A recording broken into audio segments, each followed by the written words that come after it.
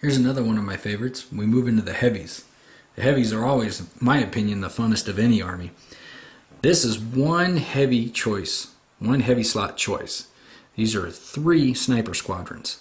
Sniper squadrons, you can take 3 of them and it counts as one heavy support.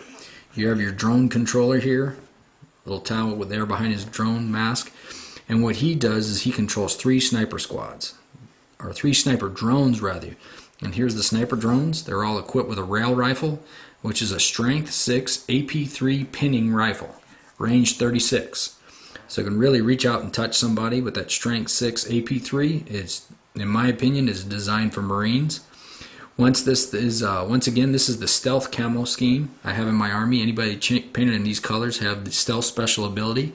With the range 36, it works a lot better than the stealth suits. Because the stealth suits, these guys only have an 18-inch range on their weapons. So half the time when these guys shoot their guns, they're getting shot back. These guys over here, different story. 36-inch range. So half the time when they're shooting, they're not getting shot back. So it's pretty cool to be able to shoot the enemy and not have the enemy have the ability to shoot you back. So you're looking at 9 strength 6 AP3 shots at 36 inches. You throw a couple of marker lights in there on the enemy unit, get some marker drones, throw some marker lights in there to up these guys' ballistic scores, and you're talking about taking out 9 Marines in one turn with each round of firing. And you have 3 different units here taking up 1 heavy weapon slot. They don't have to be in a formation like this. You can put them in 3 different areas of the board to deny alleys, stop Marines from running up alleys with these guns. Pretty effective, I've found in the battlefield.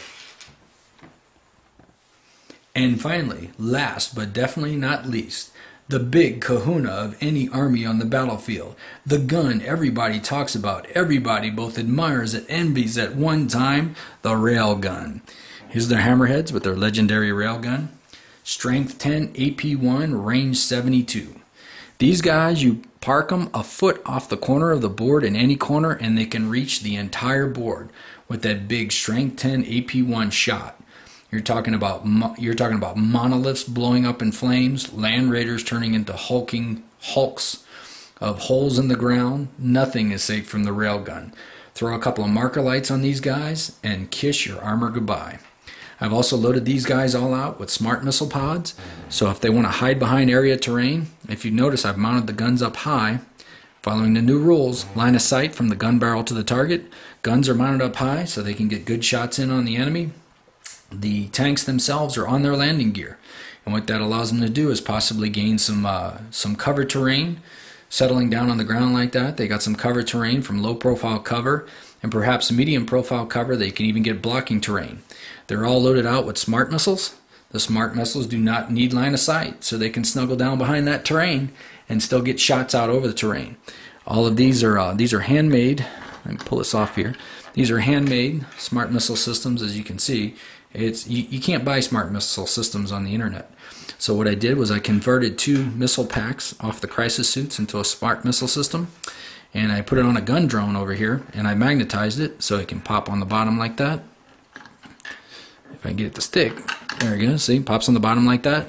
Now if you're going to find, once again, orcs or Imperial Guards, something squishy in nature, pop these off, go back to the burst cannon. Want that burst cannon on there. And that burst cannon is cool because it can fire independently on targets differently than the railgun. Now I know what you're all saying, railgun's great, takes out heavy armored targets, but what about if you're fighting Marines of that nature?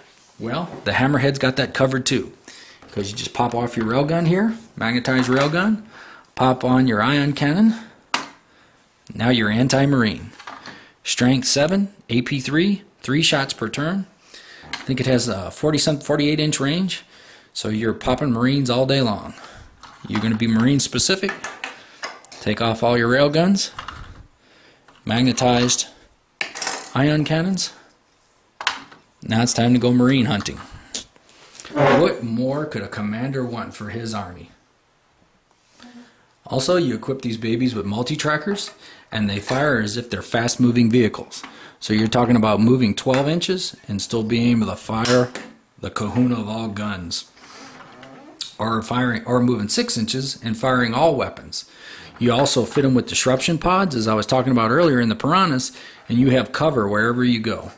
These guys will always be in cover. They don't need to move from cover to cover to try and get that +4 cover save. Wherever they go, they get a +4 cover save. So it's basically half the time you shrug off enemy attacks. Pretty effective vehicle, and it really surprises people when you reach out with that Strength 10 AP1 hit from anywhere on the board, as long as you're a foot off the corner of the board. I hope you've enjoyed the brief look at my Tau army. This is Nighthawk NM. Nighthawk is in the bird, NM as in New Mexico, at gmail.com. I'm also Nighthawk NM on the forums. And make some comments. Tell me what you think about my army.